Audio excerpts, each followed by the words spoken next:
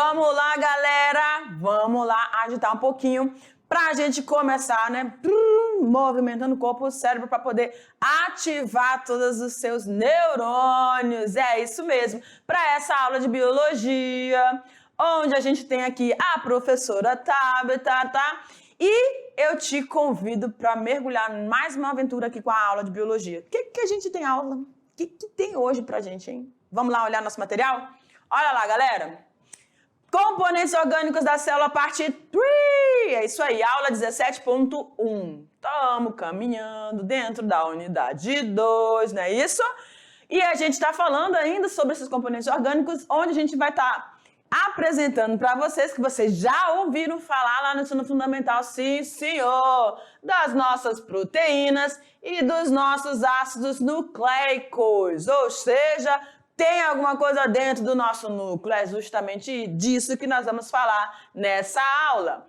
Como habilidades dessa aula, nós temos identificação das substâncias orgânicas e inorgânicas que compõem a matéria viva e saber diferenciar cada uma delas, exatamente. Eu creio que você está aí no processo. Vamos embora.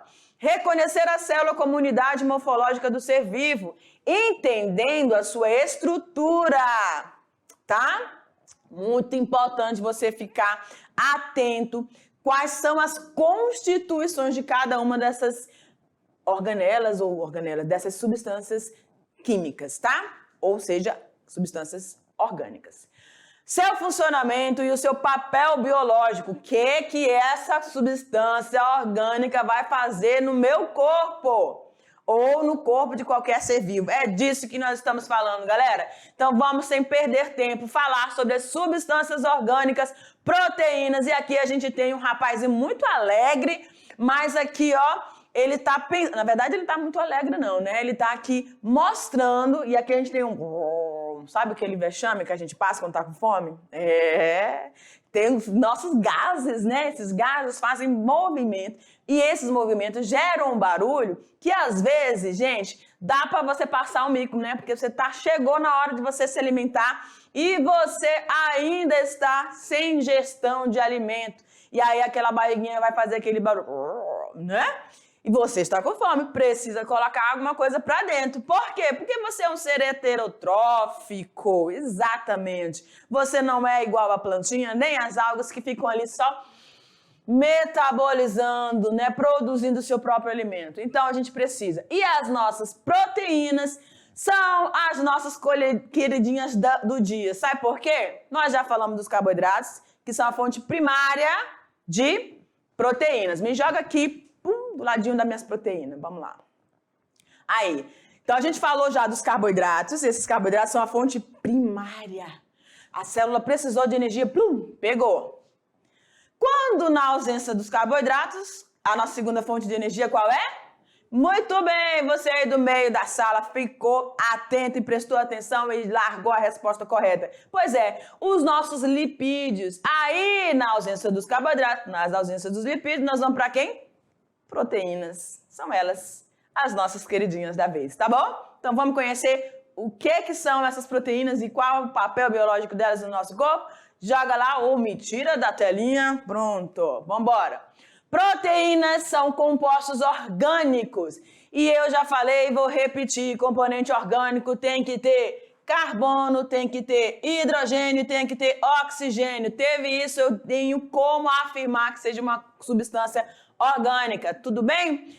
Elas estão relacionadas ao processo de metabolismo, de construção.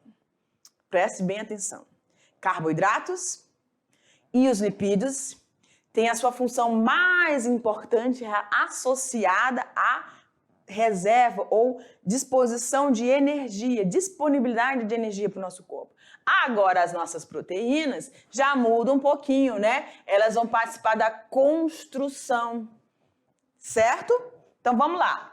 Durante as fases do nosso crescimento e do nosso desenvolvimento, há um aumento extraordinário. Eu amo essa palavra, gente. O extraordinário, né? Vamos embora. Extraordinário do número de suas células. e que passam a exercer funções especializadas. Não se bastasse o extraordinário, então tem aí a especialização dessas estruturas, né? Gerando os tecidos e gerando os nossos órgãos. Tudo bem? Então a proteína não é fraca não, galera. Ela é muito importante. Elas possuem um papel fundamental, anote isso aí, tá bom? Um papel fundamental. Deixa eu mudar a minha canetinha. Cadê a minha canetinha? Tá aqui. Tem hora que ela tá de um lado, tem hora que ela tá do outro. Então, elas possuem um papel fundamental não só no crescimento, já que muitas delas desempenham um papel estrutural nas células. Isto é, são componentes da membrana plasmática. Lembram quando a professora desenhou na aula anterior que ela desenhou lá os fosfolipídios? Lembram? Aqueles que têm a cabeça apolar e a cauda, aliás, a cabeça polar e a cauda polar, lembrou? E aí eu falei que para o transporte, quando as substâncias vão passar do meio interno ou externo da célula na membrana plasmática, elas não têm afinidade com a gordura, ou seja, o fosfolipídio, então elas vão utilizar as membranas intramembranosas, tá? Ou as membranas, as proteínas intramembranosas, tá aqui elas, ok? Lembrou, né? Beleza. Então, são organelas dotadas de membrana, do citoesqueleto dos cromossomos, né, e etc. E para produzir mais células, é preciso mais proteína. Sem ela, não há crescimento normal. Então, para que o indivíduo, joga eu aqui, para que o indivíduo realize esse crescimento aqui, ó, tá? É uma criança e vai se desenvolvendo, vai crescendo. Mas não é só crescimento em estatura, nós temos um desenvolvimento que vai estar em todos os níveis do nosso ser, tá? Principalmente aqui, ó, cérebro, desenvolvimento, tá? Cerebral. Então, isso vai acompanhando, a gente vai mudando o nosso comportamento. E isso tudo, para isso tudo acontecer, são importantes as nossas proteínas. Certinho? Então, fica ligado, antenado, porque essa aula não pode ficar fora do seu clique aí não, tá bom? Vamos embora? Olha lá. As proteínas são macromoléculas, ou seja, elas são muito grandes, formadas por uma sucessão de moléculas menores conhecidas como os nossos camaradas aminoácidos ou os AAs, tá? Não é Alcoólicos Anônimos, não. É os AAs que são os aminoácidos. A maioria dos seres vivos, incluindo o homem, utiliza somente cerca de 20 tipos diferentes de aminoácidos. Gente, todos os aminoácidos são diferentes uns dos outros, por isso eles têm os nomes que a gente vai apresentar aqui para você, se você quiser colocar o nome de algum deles no seu cachorro, no seu gato, papagaio, no seu filho, fique à vontade, tá? São bem diferentes, mas aí é a sua escolha. Então, nós temos esses 20 aminoácidos aí, só que existe uma situação aí que nós vamos apresentar para vocês na aula, ó. Com eles, cada ser vivo é capaz de produzir centenas de proteínas, as que vão estar fazendo essa parte de estruturação do nosso corpo, tá? Diferentes e de tamanho variável. Então, elas são diferentes e elas têm tamanhos também diferentes, tá bom? Variáveis aí. Vamos embora? Olha lá. Aqui a gente tem os componentes que são comuns a todos os aminoácidos. Isso aqui é um aminoácido, tá, gente? Isso aqui é um aminoácido. Então, todos os aminoácidos vão ter um grupo carboxila e vão ter um grupo amina, NH2, e C ligado ao oxigênio e o carbono ligado ao OH. Esse aqui é o grupo carboxila. Tá bom? Certinho? E o que é um detalhe aqui, ó? Você tá vendo aqui? Deixa eu colocar de azul ou verdinho. Tá vendo o carbono? O carbono é um átomo, né? Um elemento químico que tem ele faz 4 ligações. Tá aqui, ó. Primeira, segunda, terceira e a quarta ligação. Tudo bem? E nessas 4 ligações, em uma ele vai ter o grupo carboxila, Na outra, ele vai ter o grupo amina. Aqui, ele vai ter um radical livre, que pode ser qualquer outra substância, e vai ter uma conexão também com o hidrogênio. Certo? Então, esses três, hidrogênio, amina, carboxila, são as partes comuns de todos os aminoácidos.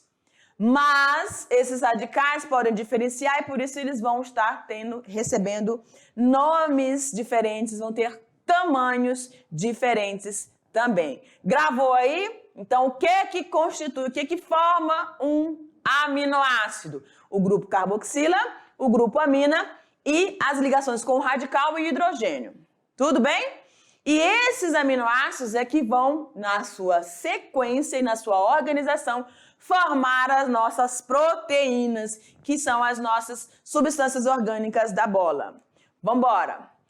A quarta ligação é a porção variável, representada pelo R, e pode ser ocupada por um hidrogênio ou por um metil ou por um outro radical, ou seja, a parte livre ali que pode ter a variação, tá? É a única parte que vai ter variação. Aminoácidos essenciais e naturais. O que é isso, professora? Que classificação é essa? Olha aqui para mim, por favor. Nós estamos falando de proteínas. Perfeito. E vimos que as proteínas são constituídas por aminoácidos. Perfeito. Vimos que existem 20 tipos de aminoácidos que vão estar presentes aí no grupo dos animais, sendo utilizados pelos animais, onde nós estamos incluídos. Ok? Aí, essa classificação aqui de essenciais e naturais é porque nós não conseguimos produzir os nossos 20 aminoácidos. Pois é. Então, aqueles que nós conseguimos produzir são chamados naturais. E existem os essenciais, que nós precisamos adquirir e você vai adquirir através da sua alimentação. Olha, gente, nós estamos falando de substâncias orgânicas.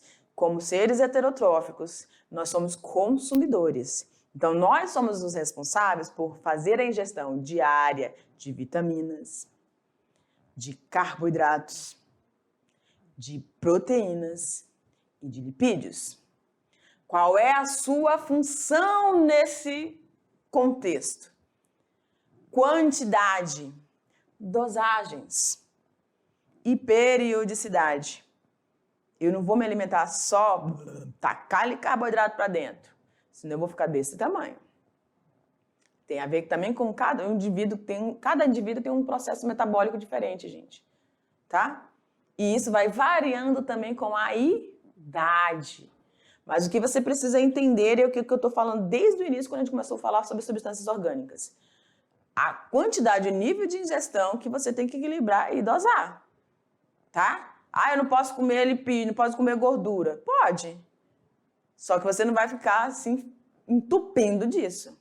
Porque a gente tem os esteroides, principal colesterol, né? Entope veia, o LDL, que é o mal. Então, você é responsável pela sua máquina, tá? A professora tá falando isso pra você e tá falando pra mim, eu tô falando isso pra mim. Sim. Eu preciso cuidar dessa máquina, porque se essa máquina for bem cuidada, e se a sua máquina for bem cuidada, ela... Tem hora que ela dá sinalização, tem umas que não dá, não. Quando dá um sinal, já... Entendeu? Como é que é preocupante? Você tem que prestar atenção. Vamos embora, então? Continuando aqui. Todos os seres vivos produzem proteínas, no entanto, nem todos produzem os 20 tipos de aminoácidos necessários para a construção dessas proteínas. Então, preste bem atenção aqui no texto. Todos produzem proteínas. Só que a base para essa produção é quem? São os aminoácidos. Então, nos 20 nós não conseguimos produzir. O homem, por exemplo, é capaz de sintetizar no fígado, olha aí de novo o fígadozinho, tá vendo? É carboidrato, é proteína, é lipídio, tá tudo ligado ali com esse órgão, tá? Então, ele é sintetizado no fígado apenas 11. Dos 20, 11 são metabolizados, sintetizados aonde? No fígado. Vamos conhecer quais são esses 11 aminoácidos? E aí presta atenção nos nomes para você escolher aí para colocar o nome em alguma coisa, tá? Olha lá. Esses 11 aminoácidos são considerados naturais, porque são produzidos no teu organismo, lá metabolizados, sintetizados no fígado, tá bom? São eles: o ácido aspartico, a alanina, a asparagina, a cisteína, a glicina, a glutamina. Não é tudo lindinho, gente? Menina, vem cá, glutamina, velho, Jesus. Ácido glutâmico, arginina, alanina. Alanina é bonitinho, né, gente? Alanina. Próxima cadelinha que eu tiver, vou botar alanina. Vem cá, menino. A minha é Fiona, linda, maravilhosa. Prolina, e a tiroxina. Tiroxina tá lá, associado aí às produções também das nossas glândulas da tireoide, tá? Vamos continuando. Os outros 9 tipos que nós não sintetizamos são os essenciais. Não produzimos, mas precisamos. Se é essencial é porque nós precisamos, dependemos. E devem ser obtidos de quem os produz, das plantas e dos animais, ou seja, consumindo os vegetais e carne animal, você vai estar fazendo a obtenção desses aminoácidos, tá? Que são classificados como os essenciais. Vamos conhecê-los? A histidina, felinalanina, isoleucina. Vai falando junto comigo, não deixa eu falar sozinha não. Vambora? Exercitando essa língua, gente. Vamos lá. Histidina, felinalanina, isoleucina, leucina, lisina, metionina, que acha isso, né, professor? Treonina, triptofano e valina. Esses são os 9 aminoácidos essenciais que nós não sintetizamos. Tudo bem? Precisamos fazer a ingestão de alimentos para poder obtê-los e assim produzir as proteínas certas para o nosso organismo. Uma visão espacial da proteína. Agora vamos viajar por dentro da proteína. Vamos embora? Olha, então as proteínas são uma sequência de aminoácidos, sequência essa determinada geneticamente. Você sabia disso? Como assim, professora? Apresenta vários AAs, ou seja, vários aminoácidos unidos por meio de ligações peptídicas. Eu chamo a atenção para você nisso aqui, tá? Mas primeiro eu quero que você dê uma olhada nessa imagem. O que a gente tem aqui, essas bolinhas verdinhas? Parece pastilhinhas, né? Você tem toda uma sequência de aminoácidos, certo? Felinanina, arginina, valina, pronina, ok? Tudo bem. Esses aminoácidos, eles estão ligados por ligações peptídicas. Então, a gente fala de ligações peptídicas somente para as interações dos aminoácidos que vão formar as nossas proteínas. Vocês lembram que existem as ligações lá nos carboidratos? Lembram? Então, a gente tem especificamente as ligações que unem um monossacarídeo a um outro monossacarídeo. Quase a palavra foge. Então, quando a gente tem os 2 monossacarídeos, a gente vai formar os disacarídeos. A gente viu isso. E aí a gente tem as ligações glicosídicas, que lembra que perde a água, não é? E aí forma-se, então, os disacarídeos e outros monossacarídeos vão se unindo ali para formar outras moléculas, tá bom? Então, as ligações químicas são imprescindíveis para a gente fazer, então, a organização dessas substâncias orgânicas, tá? E a partir disso, dessa sequência de aminoácidos, que é determinada geneticamente, porque a gente vai ver, tá? Que existe um processo chamado de tradução.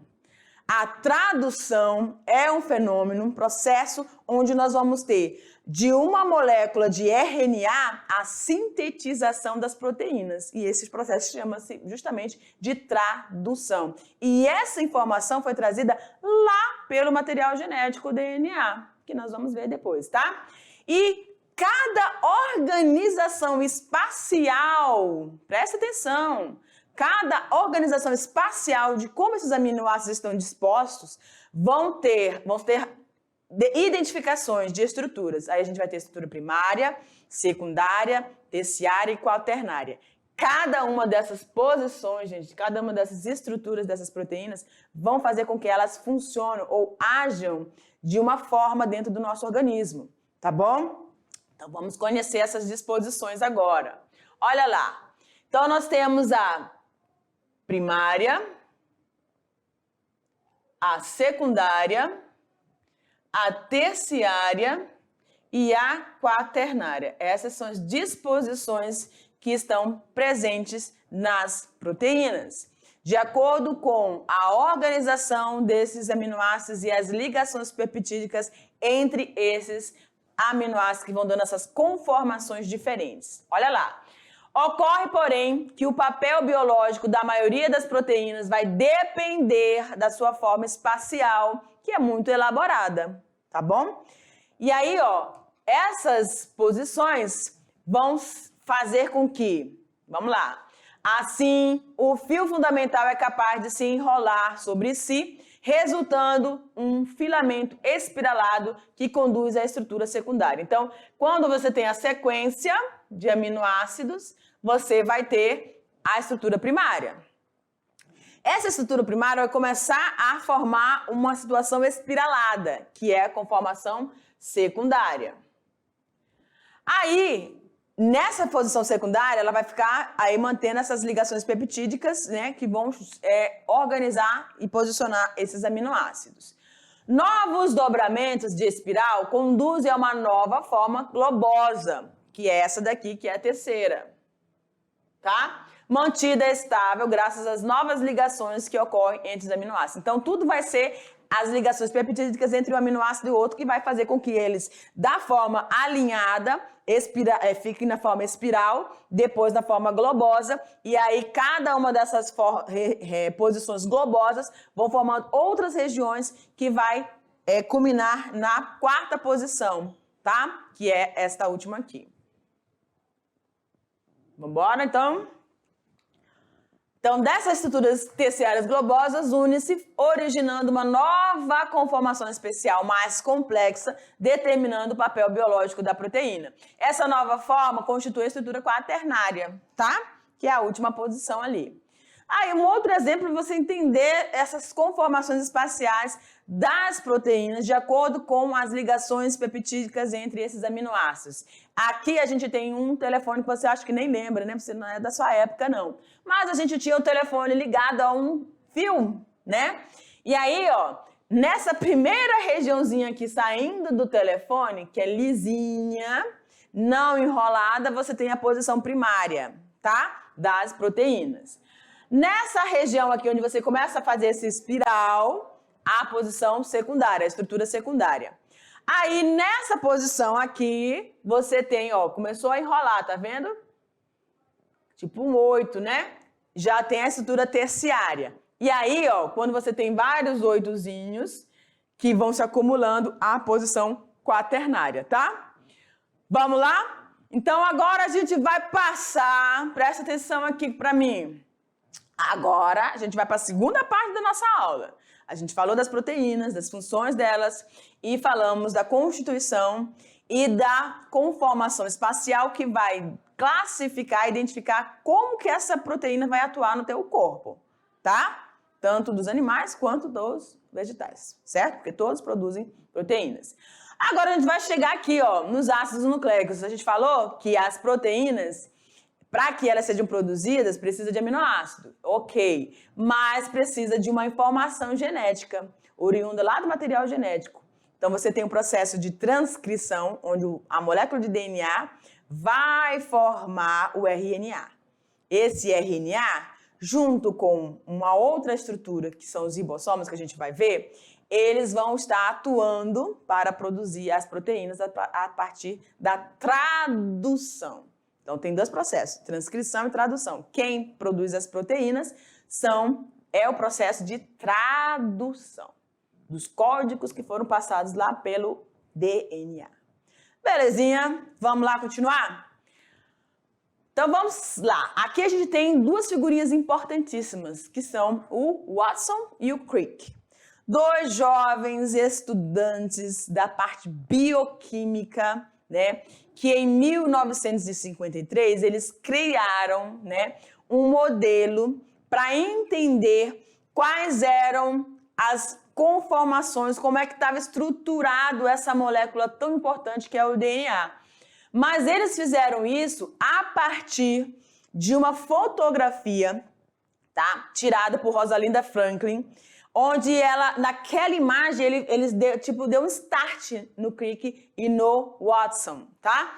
E aí eles começaram a estudar e começaram a pensar e, de acordo com as informações que eles tinham na época, conseguiram fazer essa estrutura tridimensional aí do DNA. E é a conformação que nós temos hoje, né? A parte espiralada a gente vai ver aqui nas imagens, tá? Então foi a partir do século XIX que iniciaram-se as suspeitas de que os ácidos nucleicos eram os responsáveis diretos por tudo que acontecia em uma célula. Então, nós temos esse material genético nas células eucariontes presentes dentro do núcleo e são eles que vão determinar tudo que vai estar acontecendo. A hora que essa célula vai se dividir, a hora que essa célula precisa realizar um processo metabólico, a hora que ela precisa crescer, depende da tipo e a função aí da célula, tá bom? Então, os ácidos nucleicos são moléculas gigantes, macromoléculas, formadas por unidades monoméricas, conhecidas como os nucleotídeos, tá bom? Então, a gente viu que as proteínas têm como base os aminoácidos e os materiais nucleicos, ou os ácidos nucleicos, têm como base os monômeros, que são os nucleotídeos, certo? Cada nucleotídeo, por sua vez, é formado por 3 partes, tá bom? Nessa imagem aqui, ó, a gente tem esses pontinhos em azul, não tem? Você tá conseguindo observar que eles estão em posições contrárias? É como se essa imagem aqui fosse para cima e aqui para baixo, ó, tá vendo? Então, você tem aqui uma pentose, que é essa parte em azul, e essa coloridinha de verde, vermelho e amarelo, tá? Um verde mais claro e um verde mais intenso, são as chamadas bases nitrogenadas, ligadas a um grupo fosfato também, ó. Tá aqui essas bolinhas amarelas externas. Então, as bolinhas amarelas externas, que são um grupo fosfato, junto com essas estruturas das pentoses, vão formar aí aquela, como se fosse um corrimão nessa escadinha que lembra a molécula do DNA. Olha aqui. Então, vamos ver cada uma dessas partes. Um açúcar, né, do grupo das pentoses, que é o monossacarídeo com 5 átomos de carbono, é aquela parte em azul que a gente viu lá na imagem, tá? Um radical fosfato derivado da molécula do ácido, que é aquela parte amarelinha que nós vimos também. E nós temos uma base nitrogenada. Essa base nitrogenada, ela pode ser a guanina, a citosina, a timina, ou a chamada uracila, a gente vai ver por que essa diferença, e a adenina. Tudo bem? Então, existem essas 4 bases nitrogenadas, sendo que a timina e a uracila vai variar aí entre a molécula de DNA e RNA, que a gente vai ver. Olha lá, então aqui a gente tem uma imagem, tá? Mostrando a organização, então, desse nucleotídeo, que é a base para a formação dos ácidos nucleicos. Então, o grupo fosfato, a pentose, que é um carboidrato com 5 átomos de carbono, cada um está especificado por esses cantinhos, tá? E associada a uma base nitrogenada. Todo nucleotídeo vai ter essas 3 conformações aqui, 3 estruturas presentes. O que vai variar? A pentose, porque se for um RNA, vai ser a pentose chamada de ribose, que tem 5 carbonos do mesmo jeito. Se for o DNA, vai ser a desoxirribose e não mais a ribose, como você tem no RNA. E as bases nitrogenadas, cada uma dessas ligações aqui vai estar ligada ou à guanina, ou à citosina, ou à adenina, ou à timina, ou uracila, tá bom? Vamos embora. De seus 3 componentes, açúcar, radical fosfato e base orgânica nitrogenada, apenas o radical fosfato ele não varia no nucleotídeo, tá? As bases sim e as pentoses sim. Os açúcares e as bases nitrogenadas são variáveis. Olha lá. Então, aqui a gente tem a ribose, que é esse carboidrato com 5 carbonos. Ó, 1, 2, 3, 4, 5. A mesma coisa aqui. Tá bom? Então, é uma pentose, por isso o nome pentose, porque vem com 5 carbonos, que é um carboidrato, tá? Monossacarídeo, tá bom? Vamos lá. Aí você tem a desoxirribose, que é nada mais, nada menos que o nosso DNA. E a ribose, que é o nosso RNA, tá? Então, a pentose, ela varia, assim como a base nitrogenada. O que não vai variar é só o grupo fosfato aqui, ó. Tá? Nas duas moléculas de ácidos nucleicos. Outra diferença, tá? Além da pentose. Você tem isso aqui, ó. Na ribose, você tem o grupo hidroxila e aqui na desoxirribose você tem a perda de um oxigênio e você vai ter só a ligação do carbono com o hidrogênio. Isso também é uma diferença dessa molécula que vai formar o DNA para o RNA. Tudo bem? Isso na forma estrutural, porque associado à base nitrogenada, a gente tem a diferença ali também, a gente vai ver. Então, vamos lá.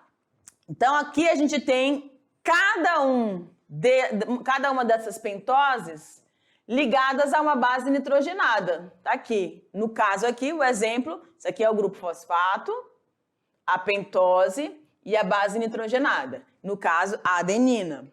Aí a gente vai ter a outra base nitrogenada, citosina. A outra base nitrogenada, timina. E a outra base nitrogenada, guanina. Então, aqui eu posso dizer que a gente está tratando de um DNA. Por quê? Porque a base nitrogenada aqui, ó, timina, só vai estar presente no DNA.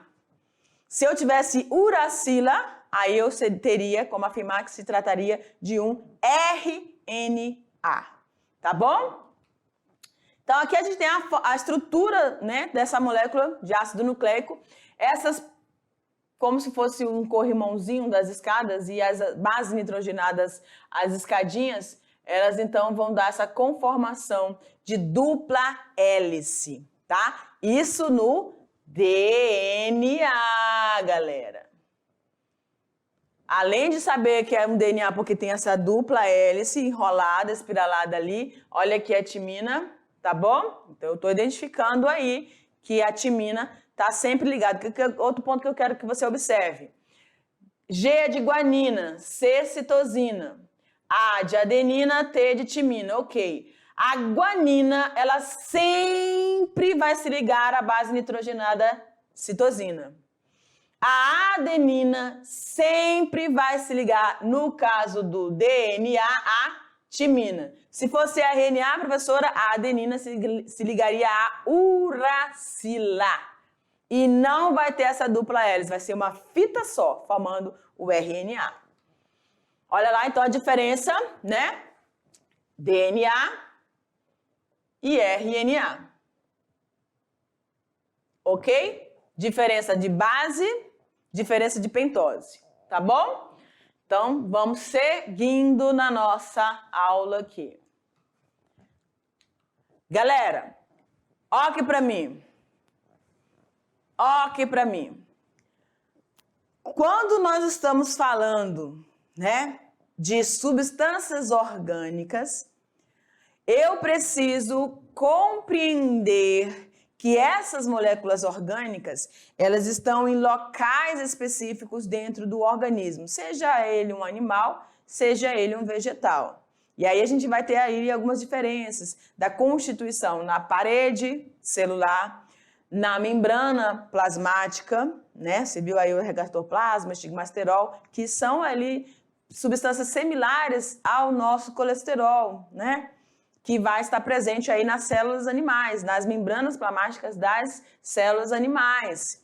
Então, cada uma dessas moléculas, então, elas têm constituições distintas, funções distintas e comprimentos distintos. A gente começou lá com os carboidratos, os monossacarídeos, aí vem os oligosacarídeos, e vem os polissacarídeos, tá bom? E cada um deles vai ter um tamanho diferente, vai ter um local específico de metabolismo, onde eles vão ser sintetizados e a sua ação no corpo. Aí a gente viu lá as proteínas. Essas proteínas também têm as suas conformações. São constituídas por aminoácidos. E esses aminoácidos são constituídos pelo grupo carboxila, o grupo amina, o radical e o hidrogênio. Então, todas elas têm um arranjo químico também que os envolve. E aí, nesse caso das proteínas, a gente viu que tem as conformações espaciais que vão dar as características de estrutura primária, secundária, terciária e quaternária. E aí a gente chega aqui nos nossos ácidos nucleicos, que são a base, né, para que todos esses processos, que todos esses metabolismos que ocorrem, as vias metabólicas, respiração, fermentação, fotossíntese, quimiossíntese, independente do organismo que esteja desenvolvendo essas vias metabólicas. A gente começou desde lá das bactérias, as arqueobactérias, não foi? Passamos pelos protistas. Então, galera, o que você precisa construir ao longo dessas unidades 1 e 2 é essa compreensão, esse entendimento dessa diversidade, variedade desses componentes químicos, tá? Desde lá os inorgânicos, as águas, esses minerais, né? Até chegarmos, então, nesses componentes orgânicos, que vão ter toda essa funcionalidade dentro do nosso organismo. E aí, destaco aqui para vocês a questão dessas duas moléculas aqui, né? Como eu falei para vocês. As duas moléculas, chamadas de ácidos nucleicos, ou seja, vão estar presentes no núcleo, vão estar presentes no citoplasma. A gente vai ter uma aula só sobre citoplasma, né? O que acontece lá nesse citoplasma. Calma teu coração, que a gente está aí desenvolvendo. E a gente vai também ter esses materiais genéticos aí. Lembra das mitocôndrias e dos cloroplastos? Lembram que eles eram procariontes? Procariontes aeróbicos e procariontes fotossintetizantes, lá no início, não é? Do desenvolvimento das primeiras células, dos primeiros organismos, eles também têm material genético, então estão dentro das organelas citoplasmáticas, certo? Assim como vão estar compondo aí as estruturas, né, de outras organelas, tá bom? Então, galera, essas moléculas, essas duas aqui, RNA, que tem uma única fita, e o RNA, essa forma espiralado devido à dupla hélice, tem essa conformação a partir dos seus nucleotídeos. E o que são esses nucleotídeos mesmo, professora? É o grupo fosfato, a pentose, que é o monossacarídeo. Olha como é que está misturado aí, né? Carboidrato, formando e ajudando, auxiliando na conformação de uma outra molécula orgânica, que são os ácidos nucleicos. Aí você tem essas bases, né? Essa pentose, que vai ser, no caso do RNA, a ribose, no caso do DNA, a desoxirribose, que vão ser diferentes, ligadas às bases nitrogenadas. E são essas bases nitrogenadas que vão se relacionar, vão se ligar e dando aquele arranjo, no caso da molécula do DNA. Tá bom? Então, a gente vai finalizando aqui. Eu sei que é muita informação, mas no final vai dar tudo certo, tá bom? Calma, coração, estamos juntos sempre. Te aguardo, já já.